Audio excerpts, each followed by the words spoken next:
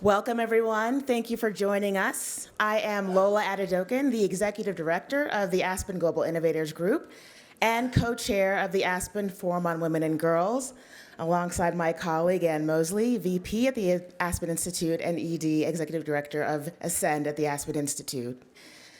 As an African in the diaspora, having grown up in the South and the Midwest of two Nigerian parents, I've lived at the intersection, Black, African, American, female, imperfect in place and space.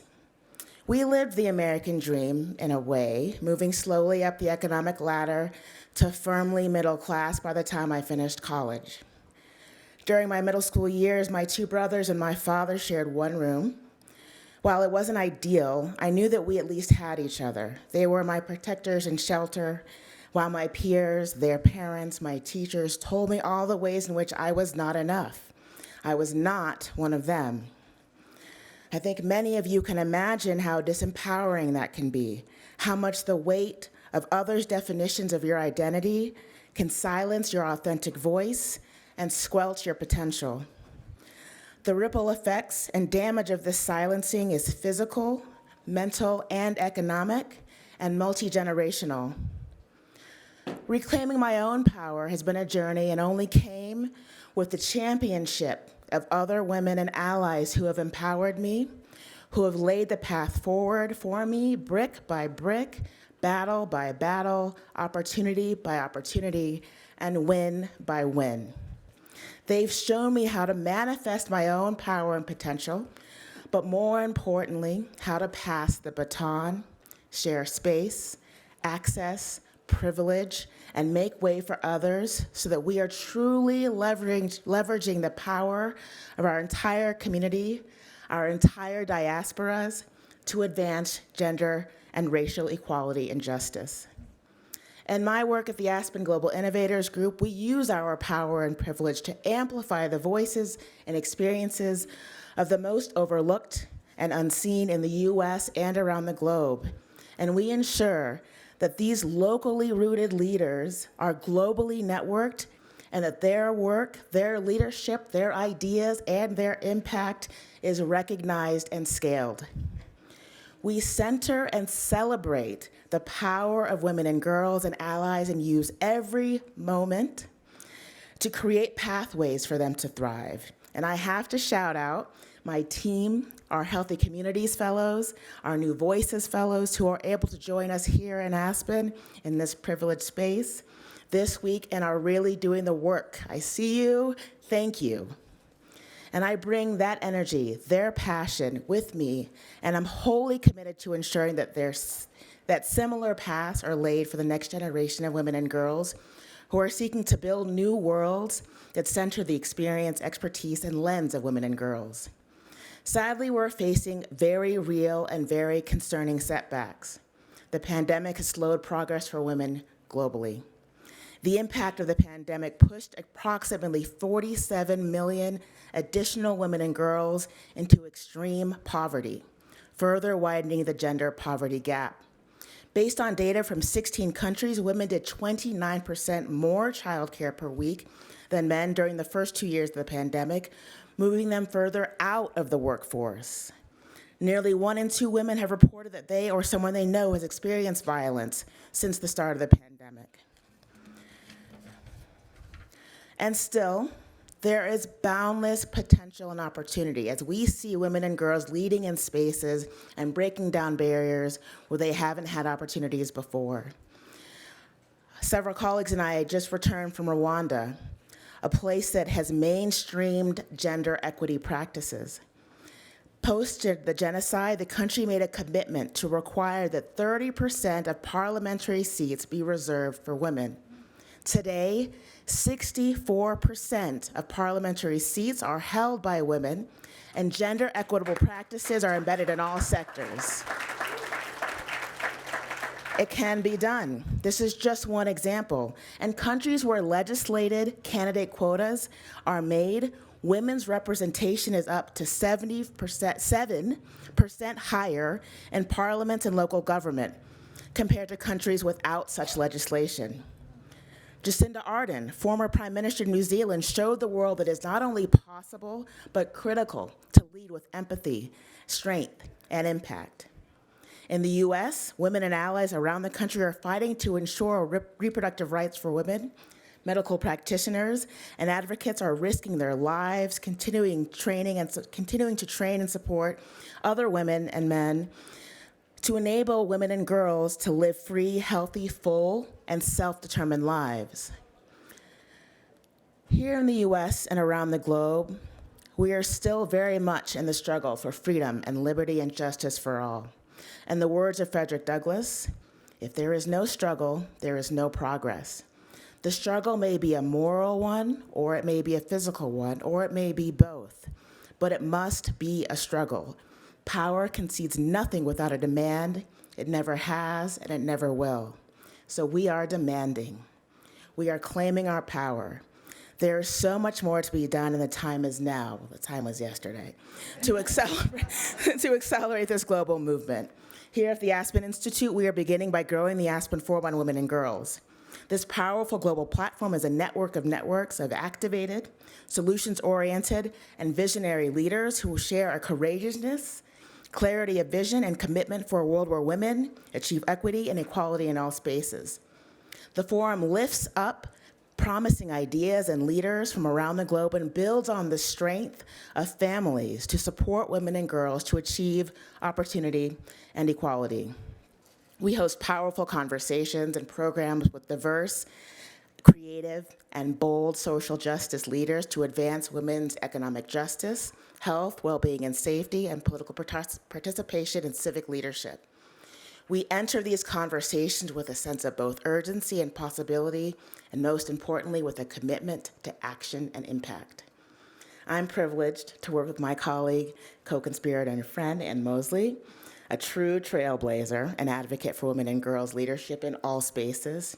Together, we partner to redesign and expand this forum to be an activated, vibrant space for leaders. And I'm really thrilled to turn the conversation to Ann to speak, share a few remarks, and then lead this incredible panel.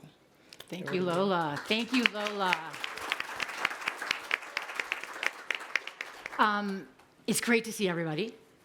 And to be in a conversation about igniting the potential and the power of women and girls to really achieve true gender equity and inclusion and ensure a better world for all. And, Lola laid out a really beautiful opening, and I'm going to really just lean into story, solutions, strength, and strategic solidarity. Because when we think about this opportunity, I want us all to think about our own stories that bring us to where we are today. Where have we been? Where are we now? And most importantly, where do we want to go? And what is the world we want for the next generation?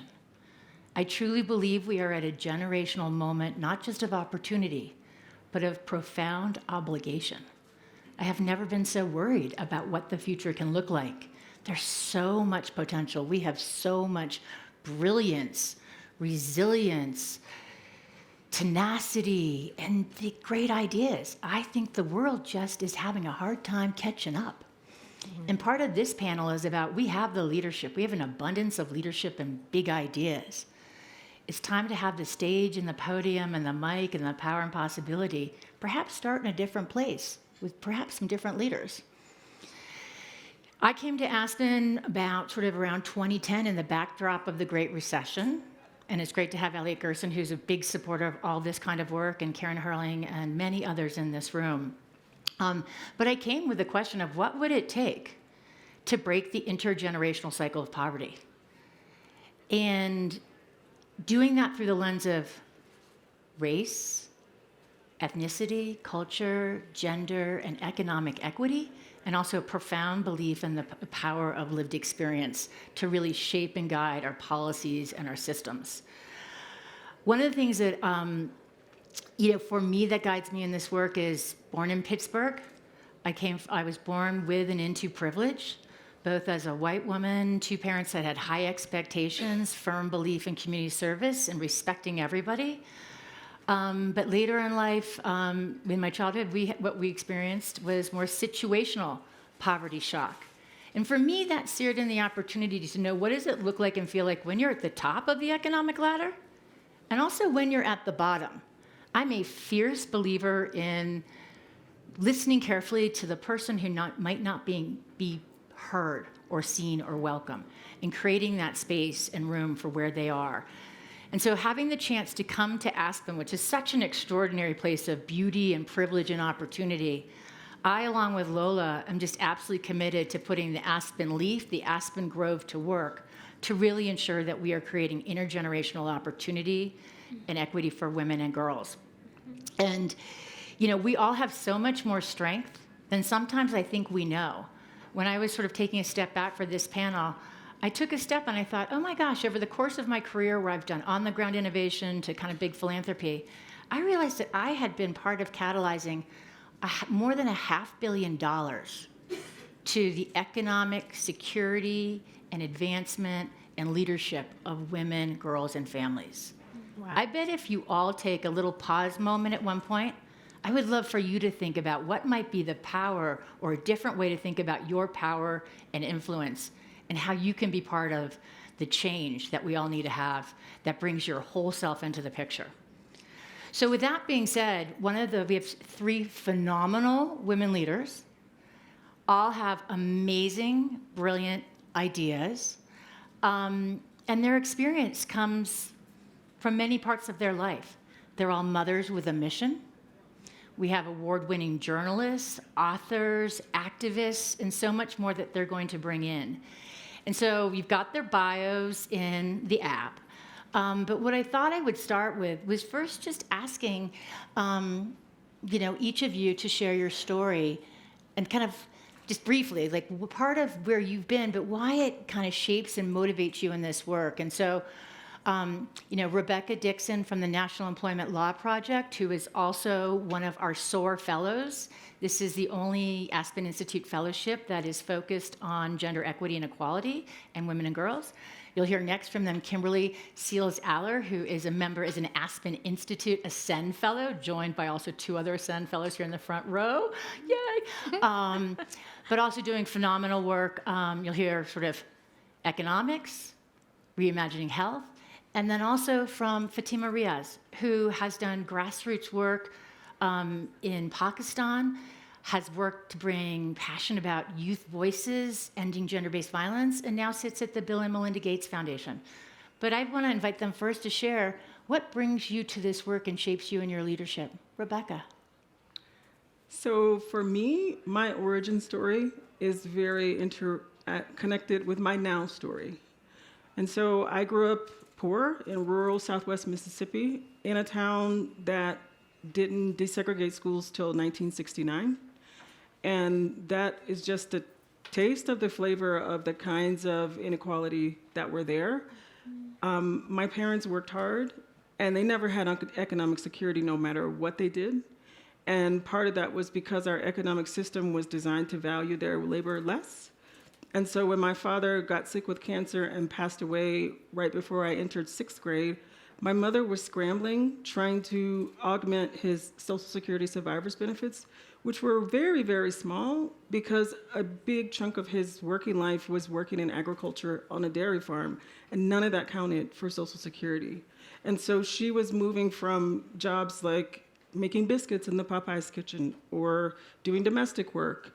And those jobs were hard and dangerous.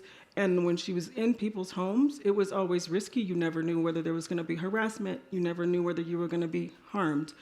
And growing up in that way gave me a commitment to make sure that everyone and all women can have economic security. We know it's critically important now where so many families are led by women. And so many families, the woman is the primary breadwinner. So we have to break through those glass ceilings and concrete ceilings where women have been segregated into low-paid jobs, and we have to do it now. Now is the time. Thank you, Rebecca. Kimberly.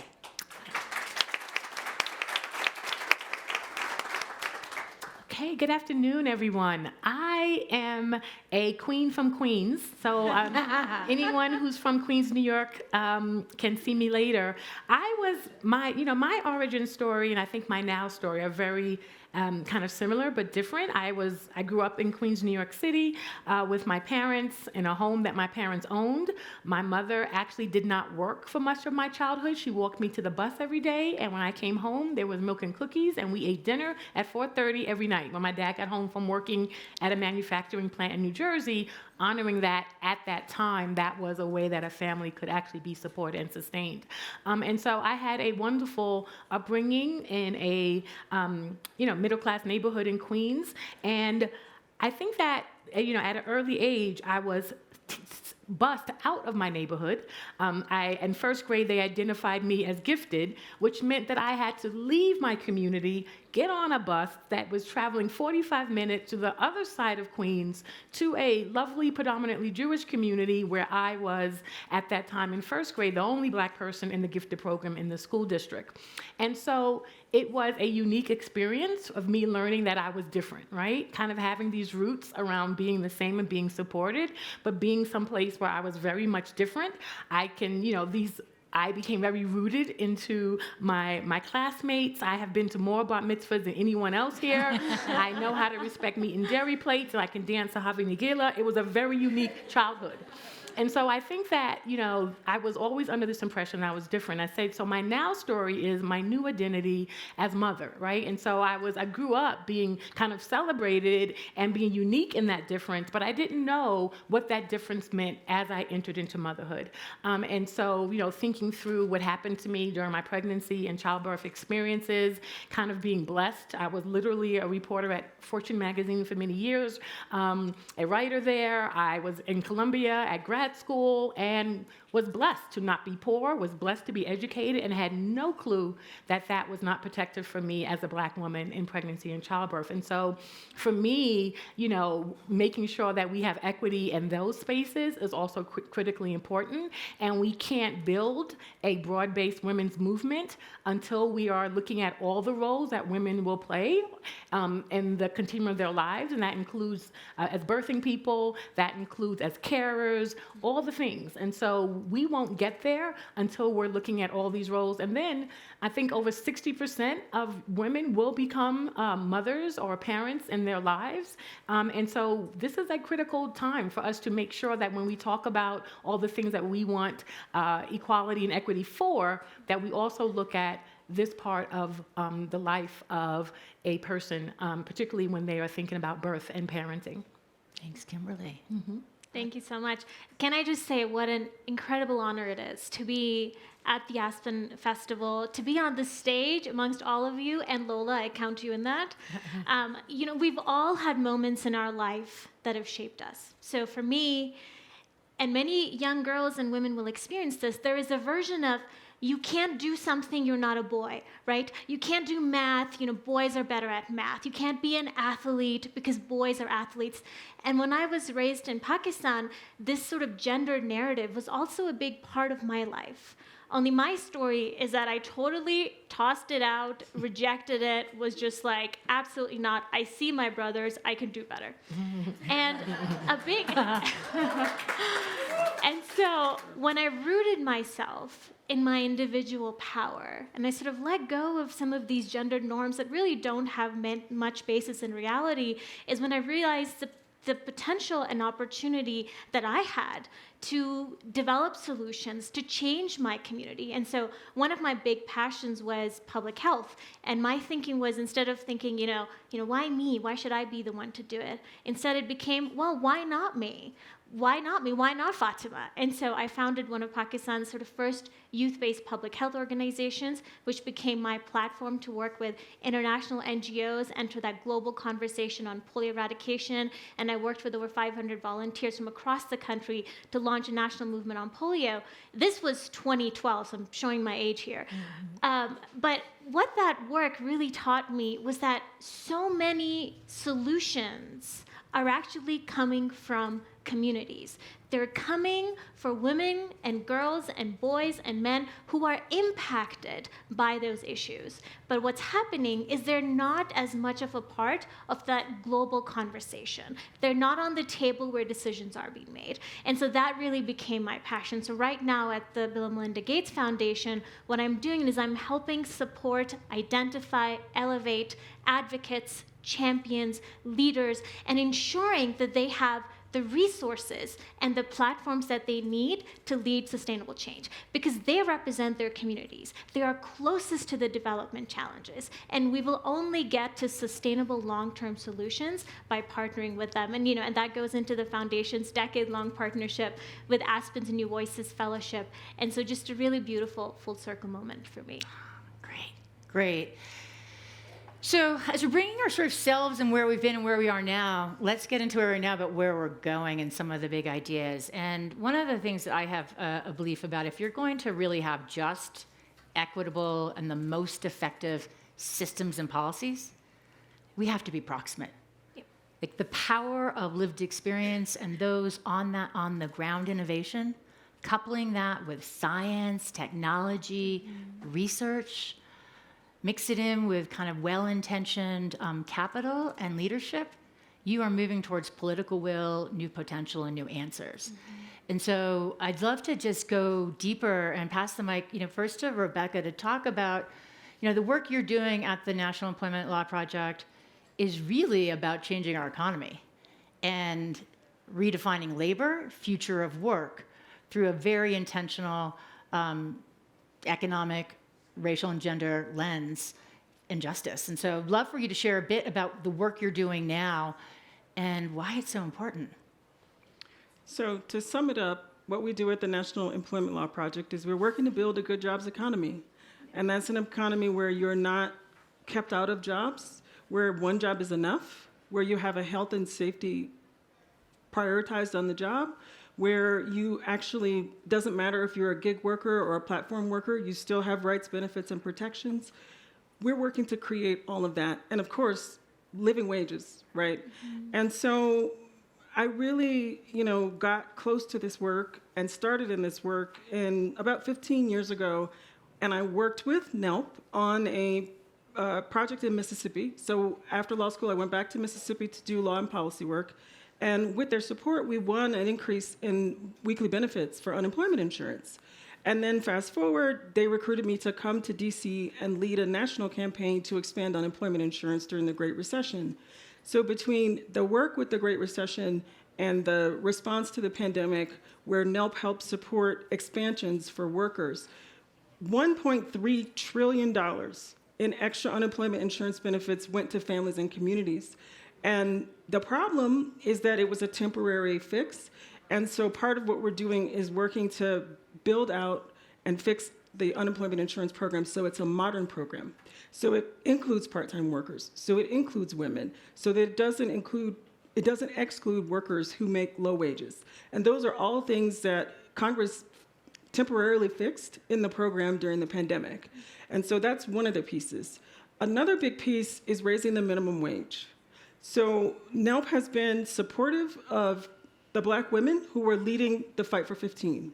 And since 2012, they have gotten for women $70 million. And it's incredible. And when they started, people in the progressive movement were like, you're crazy. 15 is too much. But they were like, no, 15 is not too much. And so we're working to make sure that that wage is everywhere.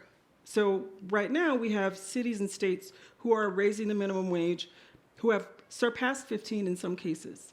And now we need a federal solution so that the Black women who the majority of which live in the South would actually get a raise in their wages and in unemployment insurance. And so we have to make that happen. That's the only way they're going to get a raise, because a lot of those states, the minimum wage is set to $7.25, which is the federal minimum wage. Some of the other stuff that we're doing is really trying to think big about how we solve these problems in a systems way. So, when I talked earlier about my family being left out of the Fair Labor Standards Act, which is that fundamental law in the 1930s, part of the New Deal, that created overtime, it created minimum wage, it got rid of child labor, all of those things created Social Security, unemployment insurance. We could actually expand the Fair Labor Standards Act to include the workers who were excluded. That's not impossible. And so want to bring that sense of possibility to this work. And there's a lot of other things we do, including trying to make sure that women have healthy and safe workplaces, that they are not harassed, that they don't have to worry about being receiving end of violence at the job. And then we're very interested in how the future of work intersects with all of these things for the workers and the women that are out here every day. And I just, we do what we do, but we couldn't do what we do without the worker leaders who are at the forefront and with their demands. And it's been incredible to watch in the last year or so, the way that workers are joining together collectively and rising up and demanding better. Thank you, Rebecca. Kimberly, the work you've been doing that is part of a new birth justice and reimagining health from the very beginning is putting tech to work. You're putting Yelp model to work. You're holding hospitals accountable. Share more about Earth and your vision. Well, I think, we believe really strongly that we are not going to achieve equality or equity for anyone unless we eradicate racism and bias in the birth experiences, right? Like, we can't get there as long as we still live in the only industrialized nation that doesn't have a paid leave. We live in the country with the worst maternal mortality outcomes overall, not to mention what's happening to Black women. I live in New York City, where the Black maternal mortality rate is 9 times that of white women, 9 times in New York City. It used to be 12, and they got it down to 9. It's actually embarrassing and unconscionable, right? And so if we're looking at this as birth, as a unique opportunity to affect mother and child, that earliest intervention point, what exactly is going wrong, right? And so through our work, through my nonprofit Narrative Nation, we have created a Yelp-like platform. It's called Earth, like the word birth, but we dropped the B for bias, so it's IRTH. It is the first of its kind, a nonprofit rating and review app designed for Black and brown women and birthing people to find and leave reviews of their OBGYNs, birthing hospitals, and pediatricians. We are all about crowdsourcing that lived experience, making sure it is transparent, and that what is missing in many elements of the health equity, birth justice, reproductive justice movement is accountability and transparency. Yes, you may do that training, the anti-bias training, but nobody ever checks back in to see if it actually improved the lived experience of care, particularly for the folks it's supposed to be improving the care of, right? Not okay. We love the fact that when a mother dies, a committee gathers and analyzes, but why does someone have to die first for you to recognize that there may be some gaps on the team or some issues on your staff? So we want to learn from the living, right? We could actually capture this crowdsourced peer-reviewed data, peer-sourced data, and then use that to help hospitals improve. So that's what we're doing. We have hospital pilots across the country, Detroit, Philadelphia. We just signed 2 hospitals in the LA area, working with public health departments in the Bay Area. We're just about to activate Atlanta. But this idea that we can actually listen from the community as the source of solutions is deeply important, and it's deeply challenging to the current system. And I think that is our struggle, right? It's like, we want you to listen to Black and brown birthing people. That's it, right? That is all that we ask. That is what we stand for, and that actually their experiences include the data, the QI, the metrics that you need to improve care and to not prevent us from dying. Right now, we meet with a lot of hospitals, and hospitals will say, well, we haven't had a maternal death in 2 years, 5 years, whatever, as if not killing us is the goal, right? Slightly higher expectations. Right. Let's set a higher bar, folks, right? And so just because you didn't kill us or nearly kill us doesn't mean we had a 5-star experience, and that's what we seek to define by those communities and then hold health systems accountable to executing that by making sure that the feedback from the community is publicly shared, and that there is transparency. And so, when we think about our movement and where we are in this country around reproductive rights, reproductive justice, we cannot continue to define reproductive rights solely as the right to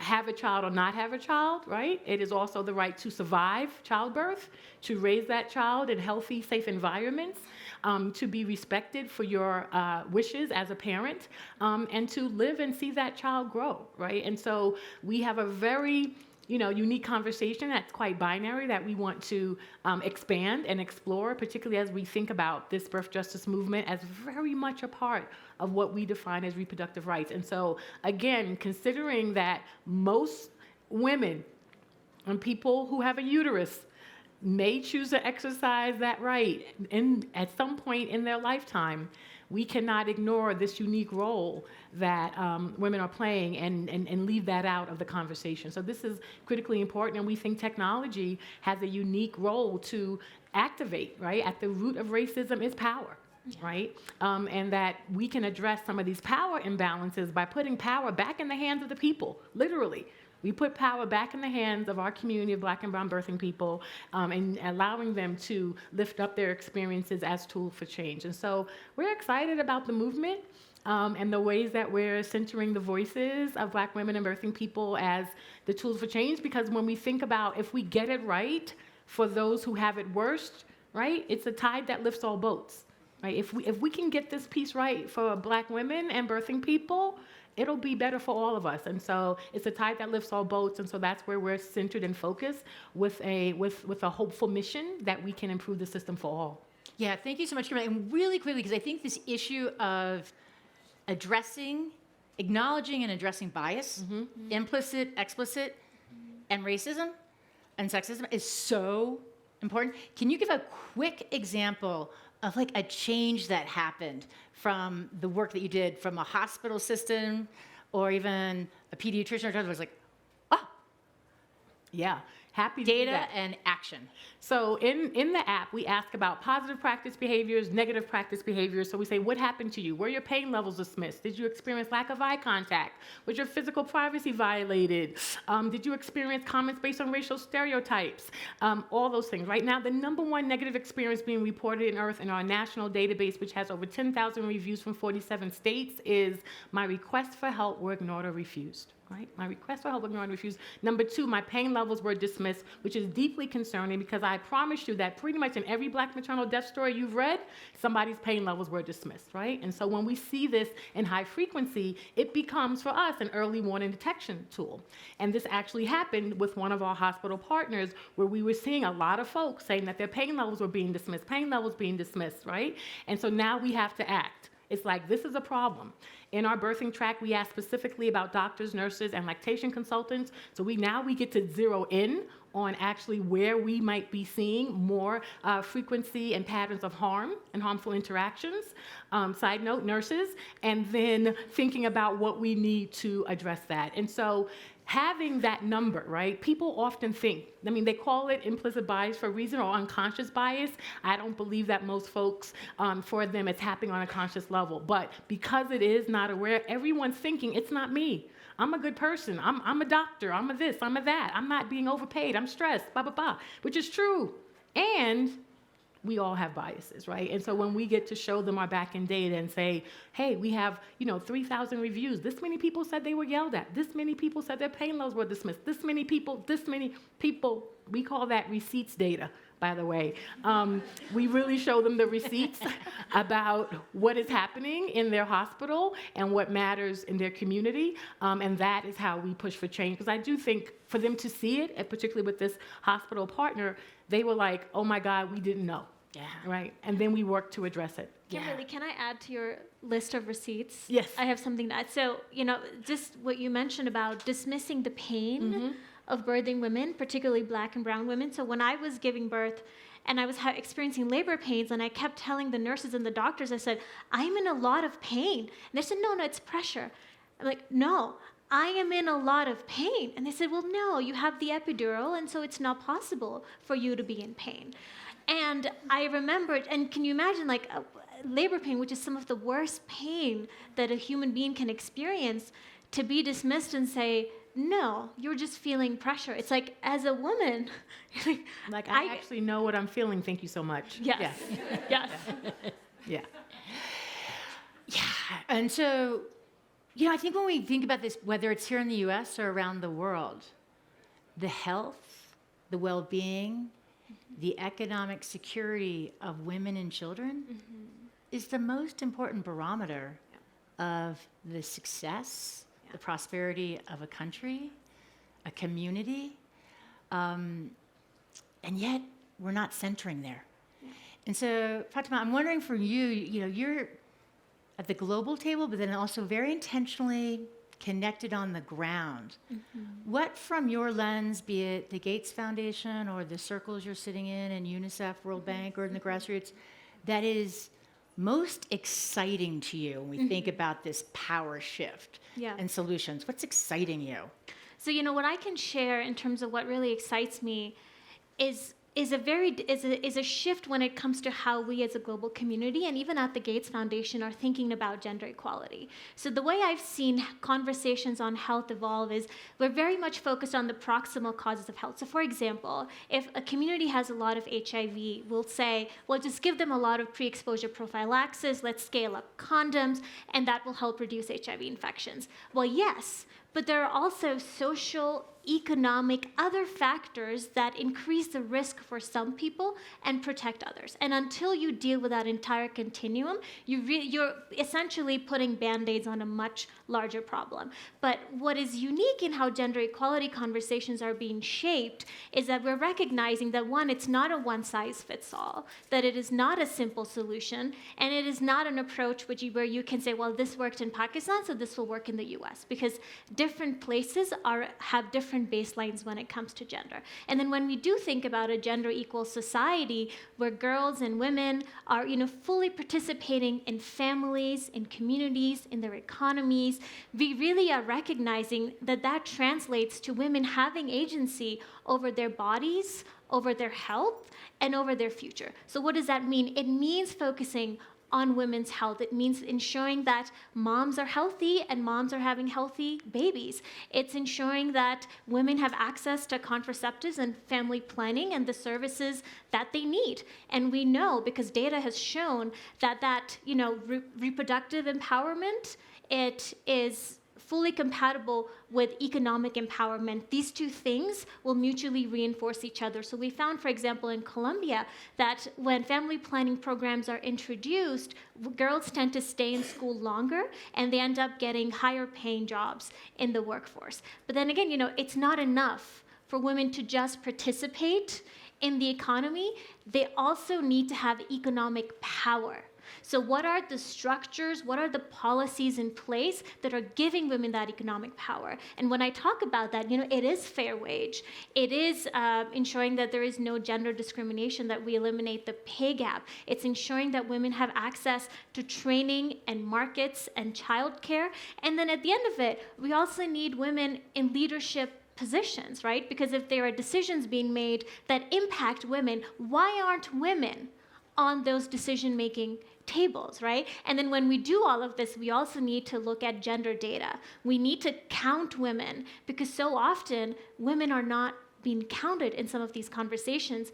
And so the way the foundation is framing gender equality, it's at looking at all of these things. It's at looking at that full spectrum, and it is actually something that I have not seen as much when it comes to more proximal programming, health programming, and so that is something that is really exciting to me. Yeah. And when you're doing that work, is there like an example or a moment that stands out what that looks like when it happens? So what I can share is one of the things that the foundation is really sort of focusing on, and I've been very fortunate to be a part of these conversations, is to think about this thing called gender integration. And gender integration is a component of gender equality, but it's slightly different. And what that is, for example, if you have a malaria program or an HIV program, women might experience it differently than men. So for example, if you have a vaccination program and that vaccination program involves women going off-site to get vaccines for their kids, these kids might be under-vaccinated because these women might not be able to leave their homes, for example, without a guardian or without a male counterpart. And when we bring that gender integration lens into our programming, we're ensuring that we don't leave anyone behind. And the foundation's actually developed a gender equality toolbox, so you can actually go to that website and look at how malaria prevention looks different when you really consciously think about how women are experiencing these programs differently from men. And I think that is an example, and it's a new field. It's also a new conversation. Yeah. But I think it's headed in absolutely the right direction. Love that, love that.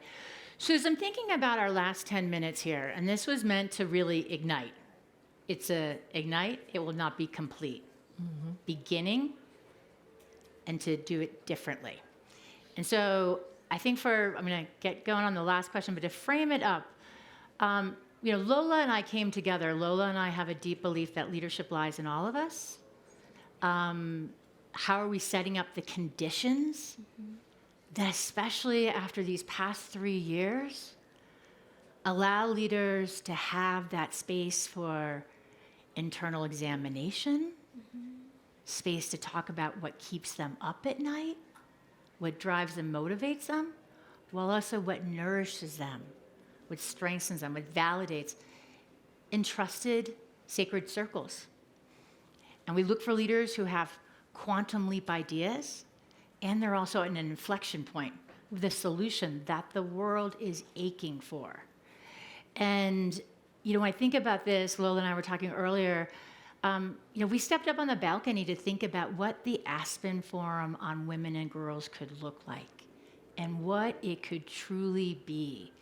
Peggy Clark, dear friend and one of the co-founders earlier on now at the International Center for Research on Women, we came together to say, global, U.S., this is a common conversation. We talk about health, wealth, justice, joy, civic and political participation.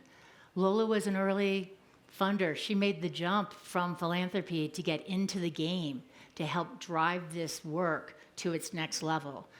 And so when I think about the change, we need to have the capital and recognize that. Think about that one story that that one example Kimberly shared. What had happened if the pediatrician or the doctor or the nurse or whomever had listened to the request for care, or Fatima's voice, to listen and do differently. And so when we think about unlocking capital, and this is the opportunity before all of us, when we talk about unlocking capital, we're talking about the intellectual capital. We're talking about the brilliance, the ideas, and the strategies. We're talking about the social capital, the relationships and the trust. We need our stats, we need our stories, but change happens at the pace of trust and relationship. And then we need that flexible catalytic capital at the right time, at the right amount, and with the right intentions.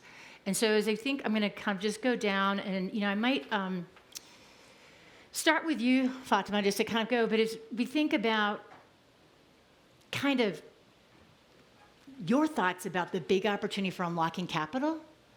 Doesn't have to be for Bill and Melinda, but sure. But, you can sort of put a call out for philanthropy. Yeah. Kimberly and Rebecca, when you sort of share your experience, if you would be willing to also talk about what does it mean to unlock capital, and also kind of maybe what the experience of both being an Aspen Institute Ascend Fellow and SOAR Fellow, and kind of like where your big ideas and kind of, especially Rebecca, your project, and also, kind of how your leadership, we're seeing your leadership, it's amplifying every single day. And I want to make sure that light does not get hidden under any under shade. So why don't we start first with you, Fatima? Yeah, no, that's such a great question. And so I think, investing in women and girls, investing in local leaders, it's not only the right thing to do, it's also the smarter thing to do. It's a way for funders to ensure that their dollar is going further. So we have reports, for example, from the World Bank, where if men and women ended up participating equally in the economy, equal wage, equal hours, we would have $160 trillion in additional gains to the economy. We know that if adolescent girls going to school, if that percentage just increases by 10%, that is a 3% increase in your GDP that you can then unlock, and you can work towards, climate adaptation. You can put that back for women and girls. You can put that back into education. And so like I said, we sort of think of it more as like, well, this was the right thing to do. It is also the smart thing to do. When you lift women, you lift families, you lift children, you lift communities, you lift countries, right? So it's not a singular sort of investment. It is literally changing and supporting the entire ecosystem of our planet. And so, for me, if you want to go into the statistics, there's so many, and we have so much data that reinforces that. But we are seeing a positive trend towards enhanced funding for gender equality. I think the pace isn't as fast as it should be, but definitely some sustained progress. And that's why we have amazing female leaders like who I get to be on stage with today. And I'm very confident that they will continue this work. Get us there. Mm-hmm. Kimberly and Rebecca. You want to go first? I can go. So I will say that, where do I start? I'm a Black woman in tech, right? And as you heard, my backstory is I'm a journalist. I'm the author of 5 books, but I was transformed by my own pregnancy and childbirth experience with an idea that I could create a tool that could help my community and really leverage our power. But if you've seen what is happening around where funding goes for women in general, very low numbers, and then Black women, even lower, a smaller portion than that. And then you take someone like me who actually is not a tech person, but decided to start a tech nonprofit. And so, really thinking about how we can think differently about where solutions lie, who they come from, right? We know that in many spaces, with all due respect, like, if I was a white male with a tech idea, people just throw you money, right? But when you're a Black woman who doesn't come from that space, it's a very different conversation. And so that is where we struggle and we fight and we win, and we're grateful. We are a nonprofit at this time, so we're grateful for the foundations that have come in to support us. But it's a different story than what people are used to, right? In terms of that journey, what type of founder do they trust to actually do this kind of work, and what type of solutions do they feel more comfortable with versus those that have literally come from the community and are being supported by someone with proximate experience, who decided to create a tool. And so I think those are the challenges. And for me, what I've enjoyed about our Aspen Fellows time, including the amazing people I get to spend time with, is this idea of building relationships, to your point, Anne, and that, that is clearly the way that capital works. And so learning and having access to those relationships is really important for us to kind of get the funding that we need to achieve the change we want to see in the world, right? We know that Earth is needed. We see in our community, people are so excited about its potential. We have a pipeline of hospitals who recognize that they need to learn from our data. Black and brown folks, due to the lack of trust, are not responding to hospital-administered surveys. They just are not. And so they can acknowledge that they don't have the data. They have to give up transparency in order to be in our process. We tell them that transparency is the fastest way to trust, and we can help them with that process. But there are funders who would still rather fund a hospital and then fund us, right? Because that is the thinking, that is the way, when actually they haven't solved the problem, and it's time for innovation and creativity. And so I think, if more folks would lean in on actually thinking, how can innovation play in this space? What does that look like? Where could it come from? Not being the usual suspects that people expect, and to think really outside of the systems, which unfortunately have continued to fail most women in this country, and it's particularly Black and brown birthing people. So that's where I see it, and I'm really grateful to the Aspen Institute and to the Aspen Fellows program, because it has been very eye-opening about that process. We open our eyes together. Yes, this is true. So for me, Anne, that the SOAR Fellowship really came at a pivotal time in my leadership. I had just taken over as the president and CEO of the National Employment Law Project. I had been there and worked my way up for 10 years, but leading the organization was very new. And also the pandemic happened to happen in 2020 as well. And so this program really gave me connection to other women leaders, to mentoring, to support, but also the time and space to nurture an idea. And by the time I was done with the fellowship, the idea was funded at the tune of $1 million. And so I really tried to take what the opportunity was. And so my project was about how do we close racial wealth gaps and wage gaps?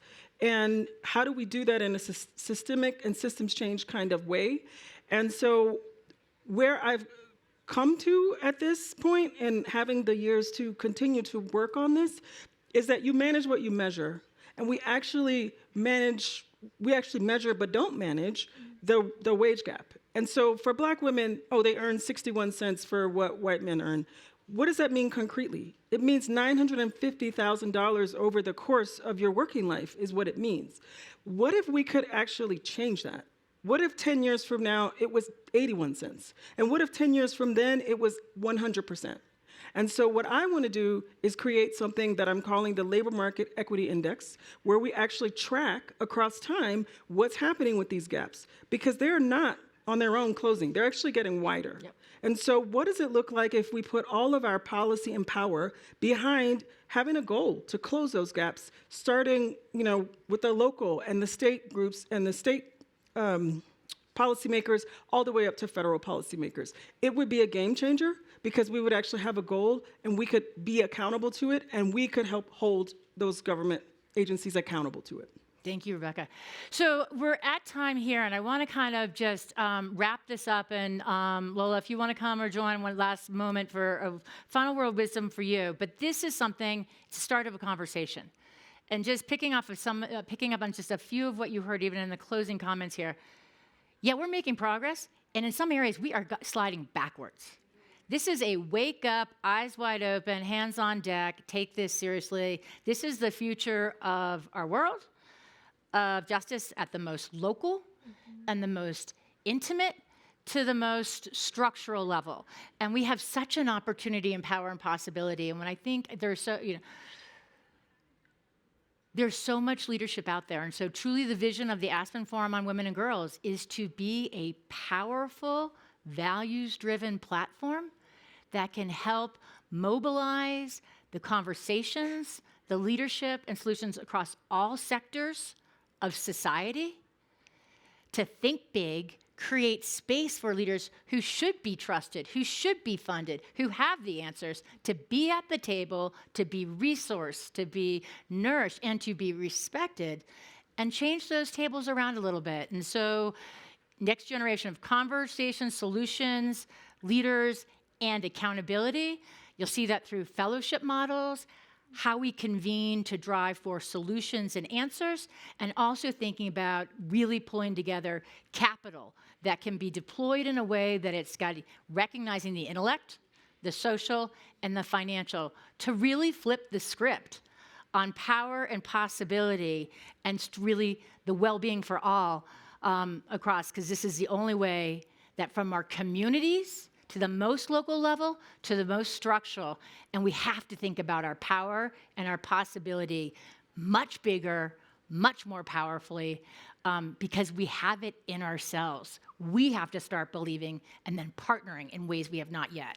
And so Lola and I, having Lola be one of the folks from the philanthropy world to jump in and go all in with her amazing team and the Ascend team and our ecosystem of phenomenal fellows and partners, we're just getting started, and we invite you all to be part of this new ignition. Lola. Thank you. Thank you to our panel. Thanks so much for joining us.